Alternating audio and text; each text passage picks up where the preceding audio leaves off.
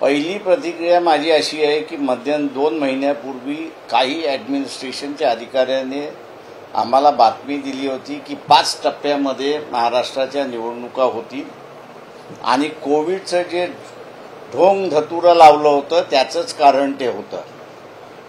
महाराष्ट्रामध्ये इलेक्शन मी 84 पासून लढतोय. कुठेही दंगा झालेला नाही. एक दगड मारायला माणूसही त्यावेळेस मिळत नाही. अशा असणाऱ्या परिस्थितीमध्ये 2 फेजेसचे निवडणुकीच्या हे 5 फेजेसमध्ये घेऊन जाणं याचं एक्सप्लेनेशन इलेक्शन कमिशननी दिलं पाहिजे. इथे बर्फ पडत नाही, या महिन्यामध्ये पाऊस पडत नाही किंवा या महाराष्ट्रामध्ये दळणवळण असं नाही की घोड्याने जावं लागतंय, हत्तीने जावं लागतंय, असा एकही प्रदेश नाही.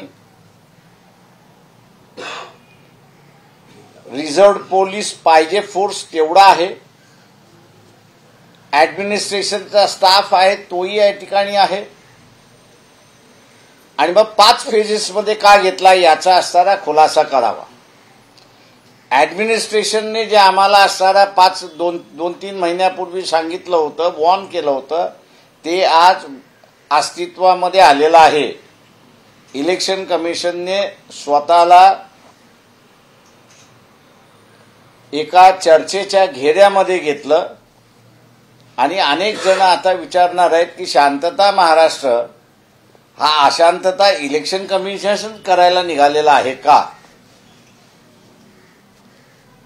आणि त्याच्यामुळे पुन्हा आमची असणारी विनंती राहणार आहे की महाराष्ट्राच्या इलेक्शन 2 फेजेसमध्ये घ्याव्या. 24 एका वेळेस, 24 दुसऱ्या वेळेस इथं शांततेने पार पडतील. इलेक्शनच्या संदर्भातली कुरकुर चालते, पण कोणीही त्याच्यावरनं दंगा धोपट मारामाऱ्या अमुक असं काही झालेलं नाही.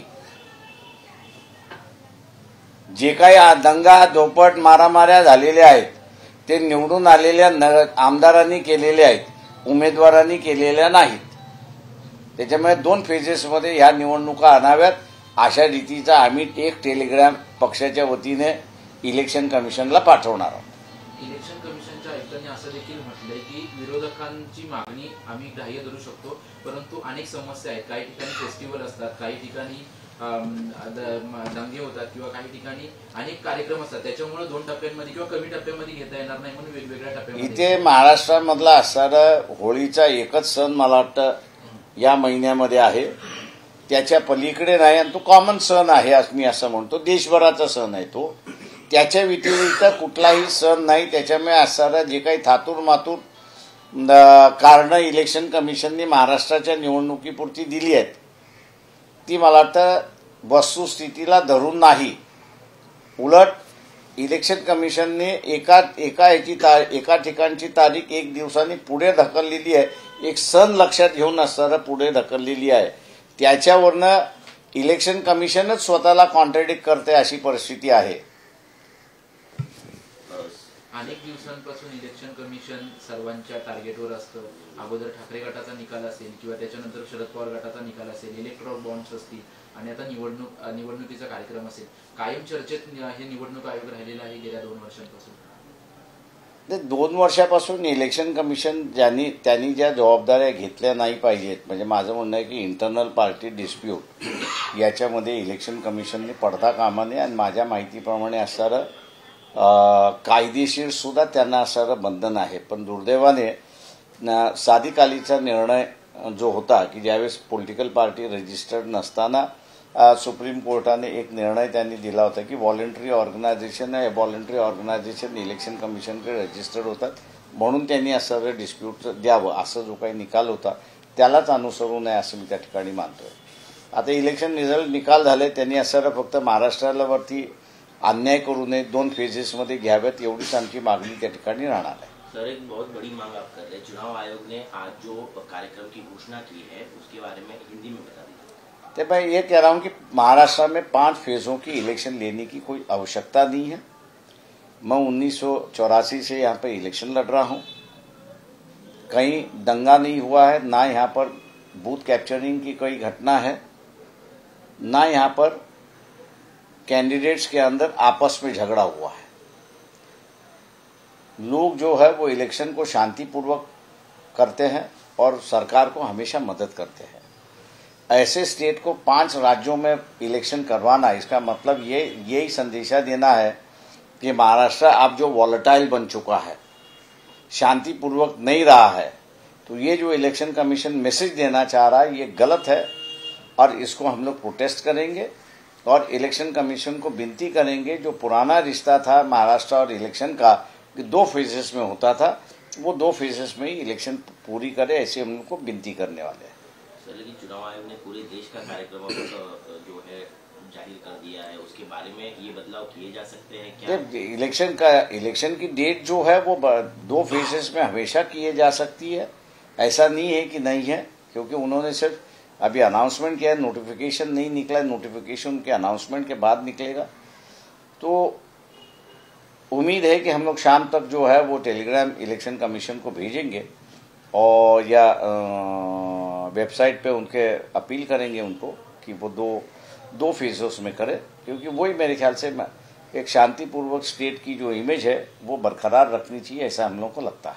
जिस तरह से महाराष्ट्र में पिछले कुछ दिनों में पार्टीज में स्प्लिट हुई है, उसको लेकर लॉ एंड ऑर्डर की सिचुएशन पैदा हो सकती है या फिलहाल जो राजकीय यहाँ की परिस्थिति है उसको देखते हुए ऐसा निर्णय लिया होगा? ऐसा नहीं, मेरे ख्याल से देखिए कि पार्टी स्प्लिट हो चुके हैं, लेकिन वो भी शांतिपूर्वक स्प्लिट हो चुका है, उसमें भी कोई दंगा नहीं है, कोई पथराव नहीं है।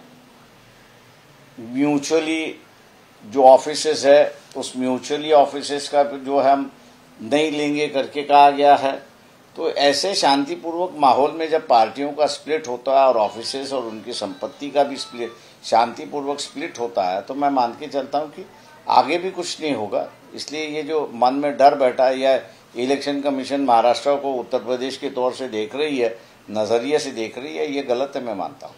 पहले ही आरोप हो रहा है कि चुनाव आयोग पर कहीं ना कहीं सरकार का दबाव है और जिस तरह से आनंद फानंद में नई नियुक्तियां हुई है जिसके बाद ये कार्यक्रम की घोषणा हुई है, क्या आपको लगता है कि इसके पीछे भी कोई पॉलिटिकल मोटिव होगा?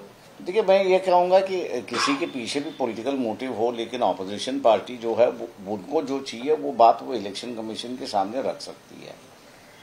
और सुप्रीम कोर्ट ने जो है वो ईवीएम के बारे में जो अनसन जजमेंट दे रही है वो मेरे ख्याल से रुकना चाहिए, क्योंकि सबसे बड़ा सवाल है कि आपने जजमेंट दिया है किस एक्सपर्ट कमेटी के मुताबिक आपने किया है? क्या वहां पे जो जुडिशरी में बैठे हुए लॉर्डशिप है उनको हैकिंग की जानकारी है? अगर उनको हैकिंग की जानकारी है तो शायद मेरे ख्याल से वो उसका तर्क देते। ईवीएम अगर वो किसी एक्सपर्ट कमेटी के पास भेजते और उनकी अगर राय आती तो मैं मानता कि उसमें हैकिंग नहीं है। मैं इसलिए दावे के साथ कह रहा हूं क्योंकि एक केस बंबई हाई कोर्ट में मैं खुद लड़ रहा हूं कि ईवीएम हैक की जाती है। जिस तरह से इलेक्शन कमीशन का रवैया उस मैटर में है, पिछले 6 महीने से ताल मटोल हाई कोर्ट में चल रहा है उनका, ये एप्लीकेशन दो, वो एप्लीकेशन दो, वो एप्लीकेशन दो, वो एप्लीकेशन दो, ताकि वो मैटर सुनवाई ही ना आए। इस तरीका जो इलेक्शन कमीशन का जो रवैया है उससे जाहिर होता है कि वो उसमें फंस गए हैं, क्योंकि रिटर्निंग ऑफिसर जो है वो खुद एफिडेविट पे कह रहा है कि इसमें टेक्निकल मिस्टेक हो चुकी है। जब रिटर्निंग ऑफिसर जो इलेक्शन कंडक्ट कर रहा है बिहाफ ऑफ इलेक्शन कमीशन, अगर वो ही जब एडमिट कर रहा है कि टेक्निकल मिस्टेक हो गई है, तो अब टेक्निकल मिस्टेक क्या है उसको ढूंढना है। अब उसको ढूंढने की जो पिटीशन है उसी पर ये अड़ंगा लगा के बैठे है कि ये टैंपरिंग नहीं हो जा सकती है। हम लोग ने बता भी दिया 3 दिन पहले कि ईवीएम में दो चिप्स जो आती है वो रास्ते पे मिलती है, उसको कभी भी मैनिपुलेट किया जा सकता है। अब उसके बारे में जो है वो इलेक्शन कमीशन कुछ कहने के लिए तैयार नहीं है, ना सुप्रीम कोर्ट उस पर कुछ कहने के लिए तैयार। इसलिए हम सुप्रीम कोर्ट से कहेंगे कि आपके पास अगर या किसी भी हाई कोर्ट के पास ये अगर पिटीशन आई तो आप फॉरेंसिक लेबोरेटरी मत भेजिए इसको, ये उनके पास वो टेक्निक है, वो उनके पास वो एक्सपर्टीज नहीं है। आप इसको अगर भेजना है तो IITs में भेजिए। आपके पास इलेक्ट्रॉनिक डिपार्टमेंट है, उस इलेक्ट्रॉनिक डिपार्टमेंट के जो हैकर्स है,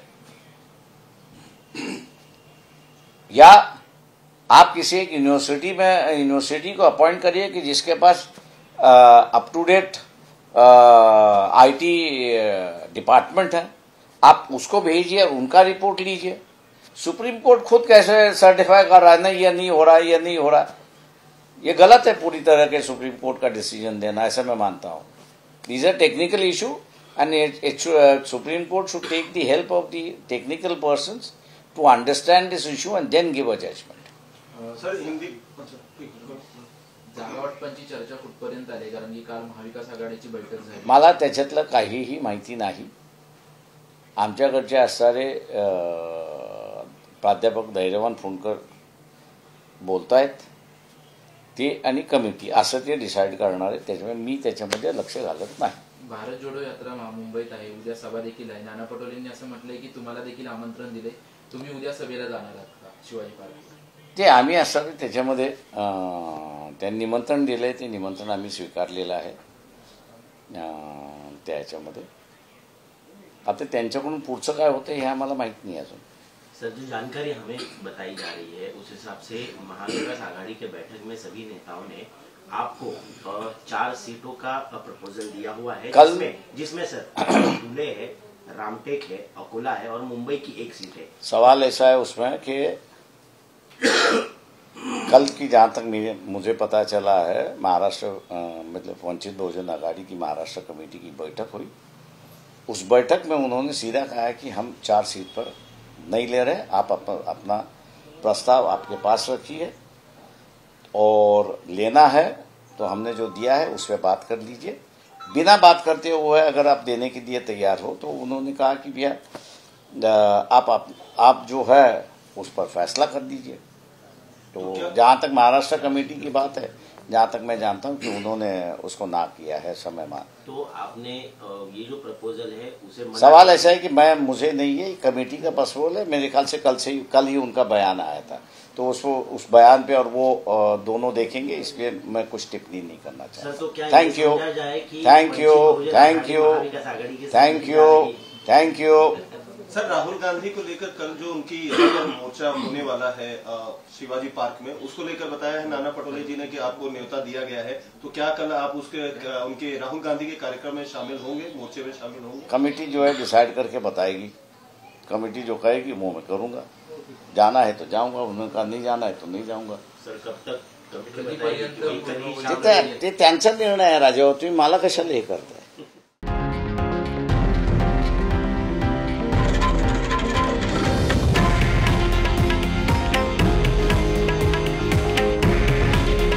हे आहे देशातील नंबर 1 न्यूज नेटवर्क आणि आपण पाहत आहात TV9 मराठी। काळजी तुमची, हित महाराष्ट्राचं।